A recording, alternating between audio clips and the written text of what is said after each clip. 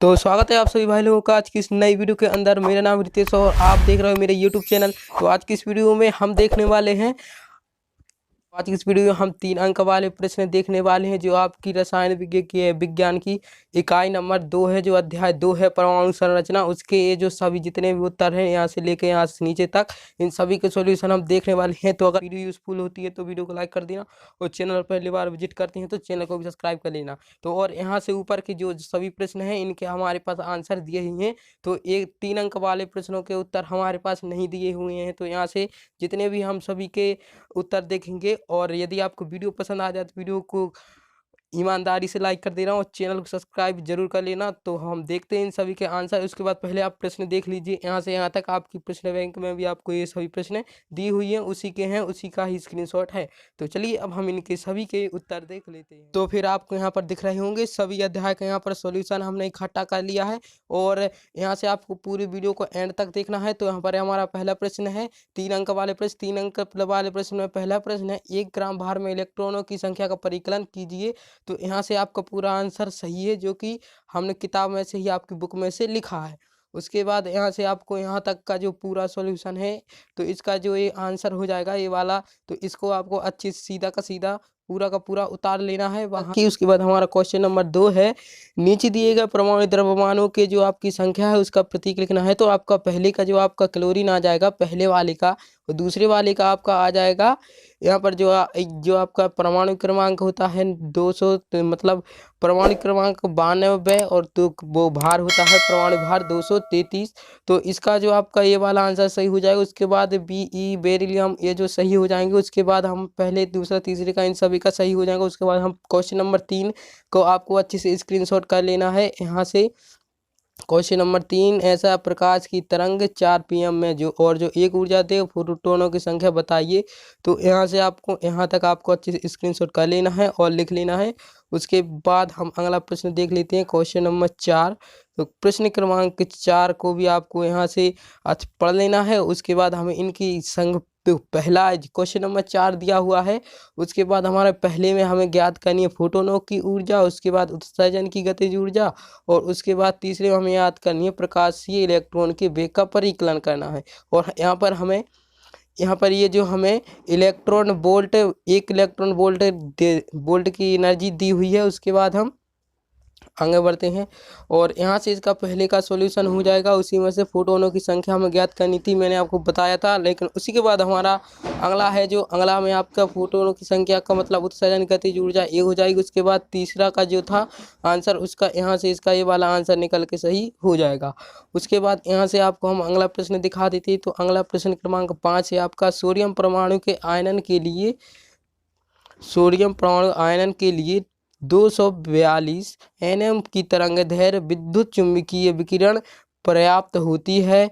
Sodium के आयनन ऊर्जा Kg मोल -1 में ज्ञात कीजिए। तो उसके बाद यहाँ पर हमारा दिया है ये जो सूत्र होता है यहाँ पर एनर्जी का, तो ऊर्जा का सूत्र होता है। बाद हम आगे बढ़ते हुए यहाँ पर NH लैम्डा C बटा, तो इसका जो H का जो मान होता है वो यही वाला होता है लैम्डा का। उसके बाद है आपको यहाँ से अच्छे से स्क्रीनशॉट कर लेना है, यहाँ से पूरा सॉल्यूशन आपको हम बता दे रहे हैं।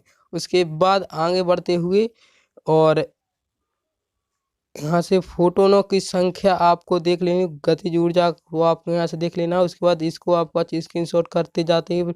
उसके बाद इसको आपको अच्छे स्क्रीनशॉट कर लेना है। उसके बाद हम प्रश्न क्रमांक 6 देख लेते हैं। प्रश्न क्रमांक 6 में दिया हुआ है, पावली सिद्धांत में अपवर्तन शब्द का प्रयोग क्यों होता है? पावली शब्दांत में, तो पावली सिद्धांत नियम द्वारा परमाणु के विभिन्न मुख्य ऊर्जा स्तरों व उप ऊर्जा स्तरों की गणना कर सकते हैं। अपवर्तन नियम से निम्नलिखित निष्कर्ष निकलते हैं। उसके बाद तो पहला, इन सभी को आपको अच्छे से स्क्रीनशॉट कर लेना है। बट मैं PDF टेलीग्राम पर दे दूंगा, तो आप PDF तो हमें टेलीग्राम पर डाल ही दूंगा। उसके बाद यहाँ से आपको PDF का पासवर्ड, अगर आपको PDF का पासवर्ड, यदि PDF अगर, तो इसका PDF का पासवर्ड आपको मैं बता दूं कि इसका हो जाएगा 1234, और 1234 इसका पासवर्ड हो जाएगा PDF का। उसके बाद हमारा प्रश्न क्रमांक 7 दिया है, हुंड नियम को अधिकतम बहुलता का नियम क्यों कहते हैं? तो उसके बाद इसका आंसर आपको नीचे दिख रहा होगा, अच्छे से देख लेना है। इसको अच्छे से स्क्रीनशॉट कर लेना है। उसके बाद हम क्वेश्चन नंबर आगे देखते हुए यहाँ से देख लेना है। उसके बाद क्वेश्चन नंबर 7 इस पीडीएफ में सिर्फ क्वेश्चन नंबर 7 का जो आपको लिख लेना है। उसके बाद क्वेश्चन नंबर 8 का भी हम वीडियो के एंड में बता देंगे। और उसके बाद अभी आप क्वेश्चन नंबर 12 से देख लीजिए, क्वेश्चन नंबर 7 के बाद वो जो वीडियो के एंड में बता देंगे।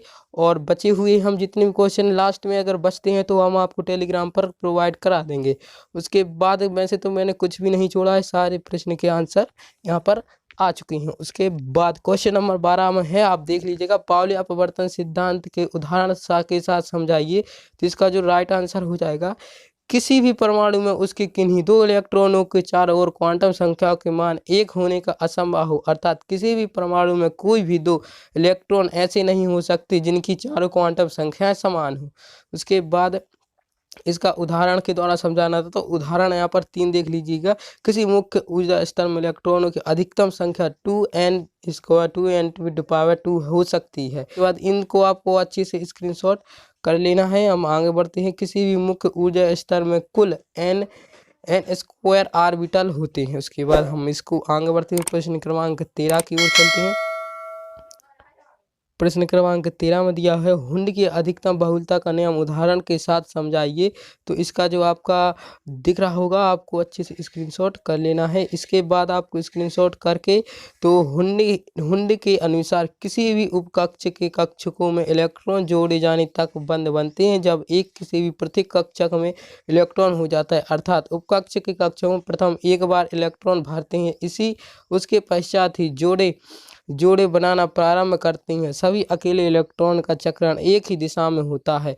उसके बाद इसको आपको अच्छे स्क्रीनशॉट कर लेना है। आगे बढ़ते हुए यहाँ से आपको इसका उदाहरण भी आप देख लीजिएगा, इसका उदाहरण आप लिख लीजिएगा कॉपी में। उसके बाद क्वेश्चन नंबर 14 का आंसर है जो आपको अच्छे से देख लेना है और इसी को आपकी कॉपी में लिख लेना है। ये आपका जो उदाहरण है मतलब आंसर है हो जाएगा, प्रश्न सहित स्क्रीनशॉट करिए। उसके बाद मतलब क्वेश्चन नंबर 16 है। क्वेश्चन नंबर 16 में दिया हुआ है, हाइड्रोजन वर्ग अनिश्चितता सिद्धांत क्या है, इसका गणितीय रूप लिखिए। तो यहाँ से आपको इतना स्क्रीनशॉट करके या फिर लिख लेना है आपको अभी वीडियो को पॉज करके। तो यहाँ से आपको यहाँ तक आपको गणितीय रूप भी आपको यहाँ पर मिल जाएगा, आप देख सकते हैं। उसके बाद हम आगे बढ़ते हैं। आगे हमारा क्वेश्चन क्या दिया हुआ है, अपवाहु सिद्धांत क्या है। प्रश्न क्रमांक 18 में आपको लिखना है, अपवाहु सिद्धांत क्या है। तो अपवाहु सिद्धांत जर्मन भाषा का शब्द है।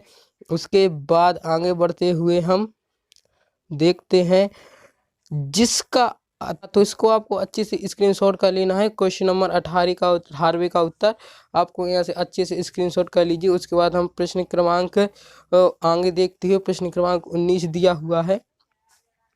प्रश्न क्रमांक 19 में दिया n+n नियम उदाहरण के साथ समझाइए। तो ये आपके अर्धवार्षिक में भी पूछा जा चुका है। उसके बाद क्वांटिलीकरण क्या है, क्वेश्चन नंबर 20 में, तो आपको इसे अच्छे से स्क्रीनशॉट कर लेना है। तो आप देख सकते हैं क्वांटिलीकरण क्या है। तो आवेश का वह न्यूनतम मान जिसका आदान प्रदान प्रक्रिया में उपयोग किया जा सकता है उसे भौतिक राशि का क्वांटम तथा इस प्रक्रिया को क्वांटिलीकरण कहते हैं। तो यहाँ से आप इतना चाहे तो इतना भी लिख सकते हैं। उसके बाद हमारा जो प्रश्न क्रमांक छूट गया था 15वां, तो आप यहाँ से देख लीजिएगा, प्रकाश विद्युत प्रभाव क्या है। तो आपको इसका आंसर देख लेंगे, प्रकाश विद्युत प्रभाव यहाँ से यहाँ तक। और यहाँ से आपको उसके बाद क्वेश्चन नंबर 9 है। तो क्वेश्चन नंबर 9 देख लेते हैं। यहाँ पर क्वेश्चन नंबर 9 भी आपको स्क्रीनशॉट कर लेना है। ये जो हमने छोड़ दिया था, बोला था लास्ट में बताएंगे, तो ये जो लास्ट में हमारा बताया जा रहा था तो यही वाला था। उसके बाद हमारे ये जो सभी हैं समाप्त हो जाते हैं। अब हम मिलते हैं कोई नेक्स्ट वीडियो में, और आप हमारे चैनल को सब्सक्राइब कर लीजिए क्योंकि इसी के बाद एक वीडियो आएगी, उसमें इकाई नंबर 3 की अध्याय 3 का संपूर्ण सॉल्यूशन बताया जाएगा इसी प्रकार से बिल्कुल। तो फटाफट से आपने एक स्क्रीनशॉट कर ही लिया होगा। उसके बाद हम वीडियो को समाप्त कर देते हैं। मिलते हैं कोई नेक्स्ट वीडियो में, सब्सक्राइब कर लेना। Thanks for watching.